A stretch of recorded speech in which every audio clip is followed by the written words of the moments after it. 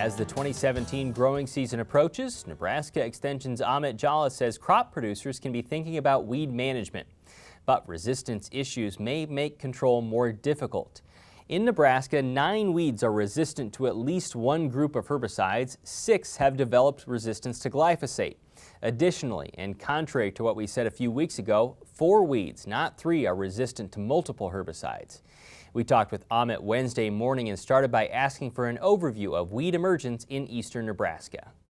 This time of the year, we need to watch for winter annual broadleaf weeds such as mare's tail, henbit, field pennycress, and shepherd's spurs are commonly observed broadleaf weed in winter time, this time of the year. Plus, we always have downy brome and cheatgrass.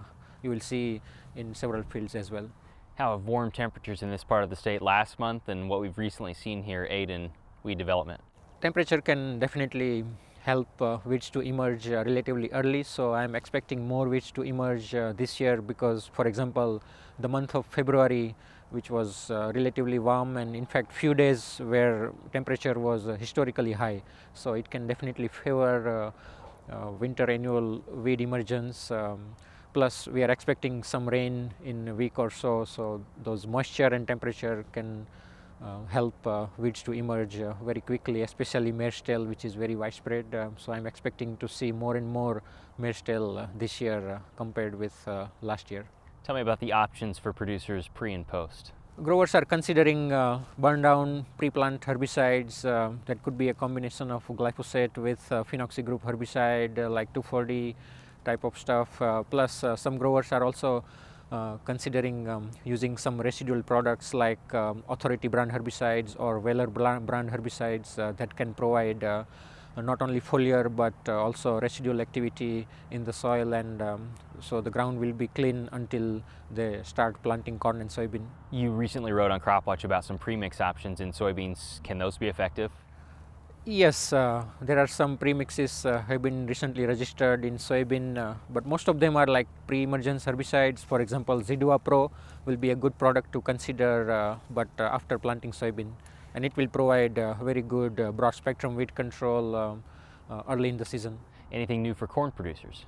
Yes, there are a number of herbicides came to the market recently. For example, Acuron came to the market last year, and it is also a good pre-emergence herbicide. It can also be applied early post-emergence, at least in field corn. Same thing with Acuron Flexi, which is Acuron without atrazine, plus Resicor is also one more, which is recently registered, and it is a combination of 3 herbicides. So basically you have 3 modes of action, and it will provide a broad spectrum weed control in corn applied pre-emergence. In weed control spraying for either corn or soybeans, how soon do you need to do it before weeds get to how tall?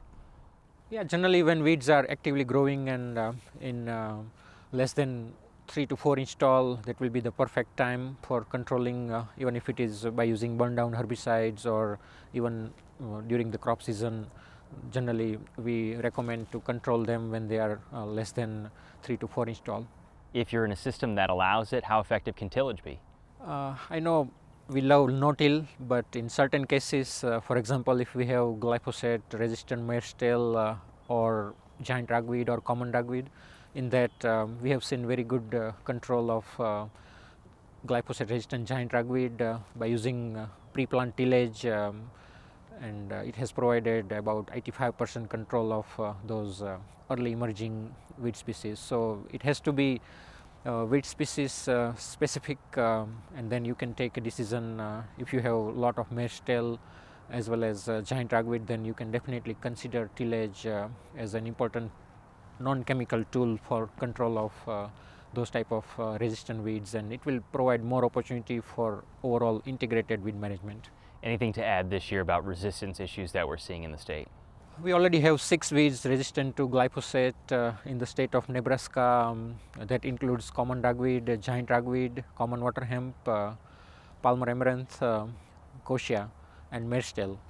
And kochia and common water hemp, they are very widespread, at least in the eastern part of the state, and now we are also seeing more and more glyphosate-resistant palmer amaranth being widespread. So yeah, I think those three weeds we need to watch for this year in eastern part of the state, and in western part we have a lot of glyphosate-resistant kochia.